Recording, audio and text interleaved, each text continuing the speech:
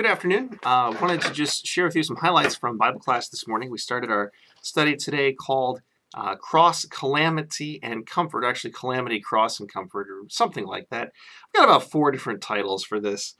The Good News of Jesus in the Day of Disaster, or There's Your Worst Life Now, or What God Says When Life Sucks. I mean, really, the title's a work in progress. I told some people today, so you can really kind of choose what you want to call it for right now. What I want to do each week after we get through this is, I know there are more people interested in this than are able to come to Sunday morning Bible class quite often, is to kind of go through and just give you a little bit of a summary of what we talked about, and hopefully that'll be good. I know some people aren't able to make it. Some people just have other things going on, or don't want to get left out. Anyway, the kind of what we talked about today was just introducing what the study is and what we're going to be going over here. I started off with kind of describing 3 different kinds of disasters. And actually, it's the 3 disasters that really brought me to study this topic a little bit more and to take a look at what God has to say in our times of disasters. The first was actually, didn't start with me, it started with my dad. It was 2004, and Dad was preparing to go on a trip to Thailand to help one of his classmates from the seminary, Pastor Ted Nathalang, do some kind of, it was supposed to be a workshop that they were going to do about training people to be better at teaching the Christian faith.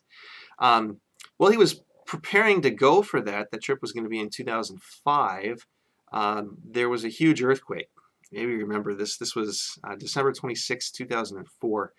Huge earthquake happened off the coast of Indonesia. Really, for everyone in the Indian Ocean along that coast was affected by it.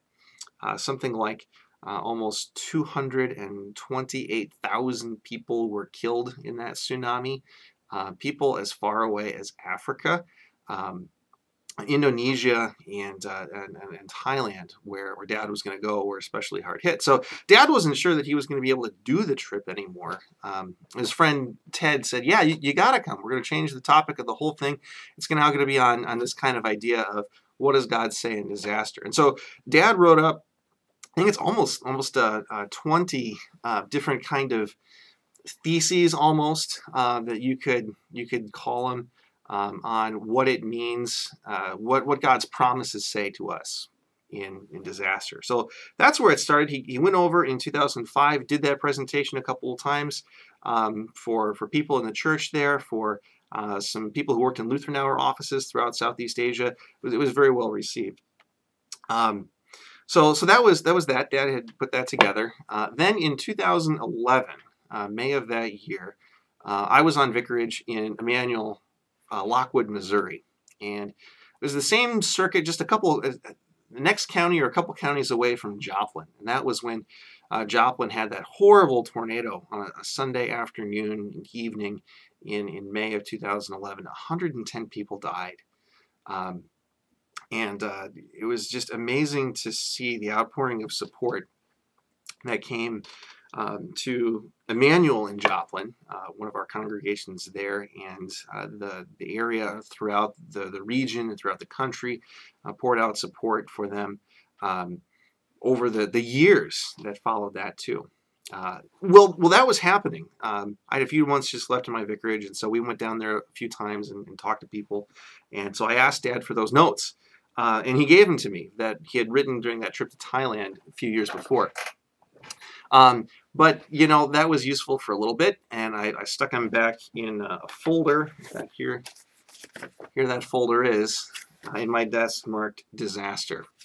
This folder came out though in 2015 when I found out that I had cancer, and a lot of you have known that about me, that this is kind of what I've been through, where I've been, what God has brought me and Julia and Hannah, who was just 10 months old then, through. We're blessed now, of course, to have Zechariah too. But this is something that, going back to those notes, going back to that as I was preparing to go through chemo. And actually, there were some times where I was, getting chemo, and I'd be sitting there working on these notes, working through what Dad had said, and thinking about how to expand it, how to bring more things in, to eventually do some kind of Bible study like this, and who knows what else it could be beyond there. A lot of disasters can kind of be, sort of divided into these three kind of categories. You have big disasters, things that happen that affect people from multiple countries or entire massive regions. You think of the hurricanes that we've had here recently in the Carolinas and now in Florida again. It's going to take years to clean up. Some of those communities, they will never be the same. I know there are communities in Indonesia and Thailand that will never be the same after that tsunami. Same thing can happen with a war or big terrorist attack or things like that. Some disasters are more local, like the Joplin tornado, or different industrial explosions, or shootings, or terrorist attacks, or things like that. They're more local, and the results, the outpouring of support is more local. Where bigger disasters, people from all over the world coming in. But then a lot of disasters you have are very personal, where maybe just one community or several communities know about what's happened, and sometimes nobody knows about it at all. Can be anything from somebody going through cancer to a big car accident or a shooting, or even somebody's thoughts of suicide. And sometimes you don't even find out about those kind of things until it's too late. Now, it's interesting because the group that we have there on Sunday morning at Holy Cross, who's been talking, got the chance to talk through this today, we had a few people, actually, one lady in particular, Linda Dinas, who, after that tsunami in Southeast Asia, she was a missionary in Japan, but spent a lot of time after that happened working with the church in Indonesia, helping them to train teachers and helping them to kind of recover a little bit that way. And a couple months ago gave a really, really amazing presentation, showed some of her pictures from her time that she spent there. We had other people in that group. We're here in Emma. We're not that far from Joplin, and people from Emma and Concordia and the area around here went down a couple times and helped clean up after the Joplin tornado. And then, of course, most of those people who are there in Bible class are people who watched and went through the cancer battle with me and with Julia, and we're very thankful for that. So when we were talking about this, it was very, we knew what we were talking about. This wasn't kind of abstract stuff. This is stuff that we all had very tangible experience with. The New Testament's got a great word for kind of tribulation or trouble or calamity or something like that. It's translated a whole bunch of different ways. Thlipsis. And it's used 45 times in the New Testament, quite often. And some verses that you would very easily recognize. And it's kind of difficult because it's not always translated the same way based on context. So, for example, I'm just going to read a couple of these to you here. It's used to talk about the tribulation that will happen before the end of the world. That's in Matthew chapter 24, where it's used a couple times.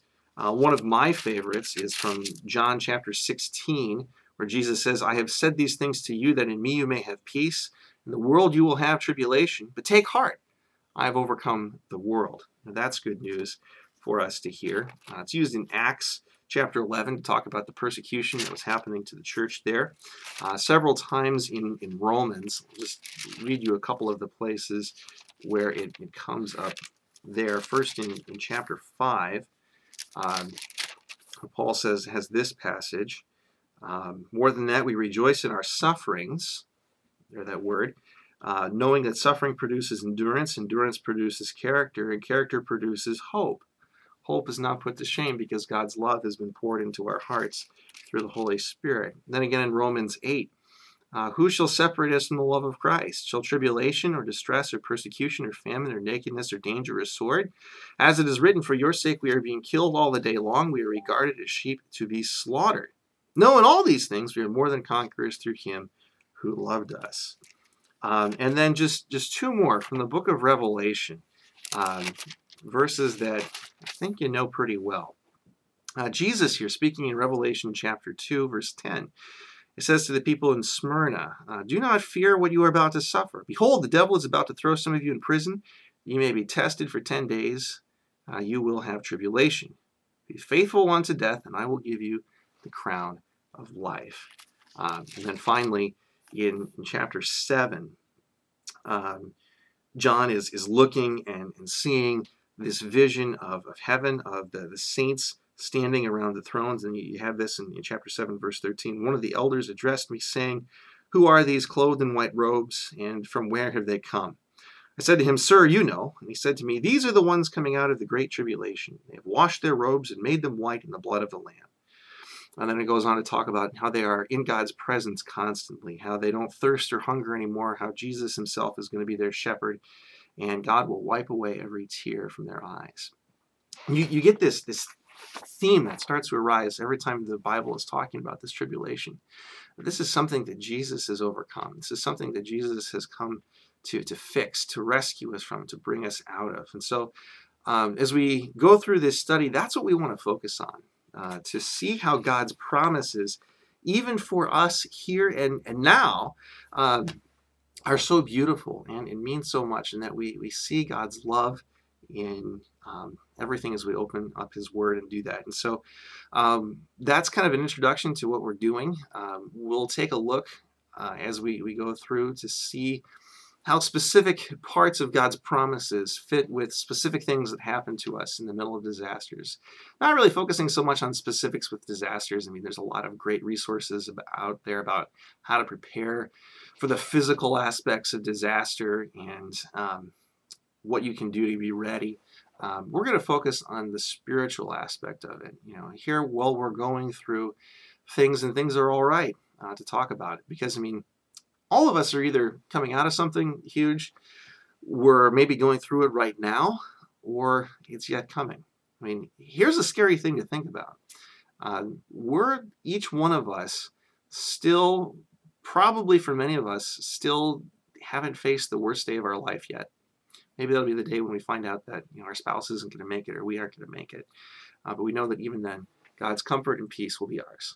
Hey, thanks. I hope that you're able to hang on for this series. Next week, I'm going to be at Sweet Springs for Bible class hour, so we won't have class, but in 2 more weeks, we'll have another section talking about the first disaster and how even from the first moment of human disaster, God was there with his promises and his love, and is still there with that promise for you.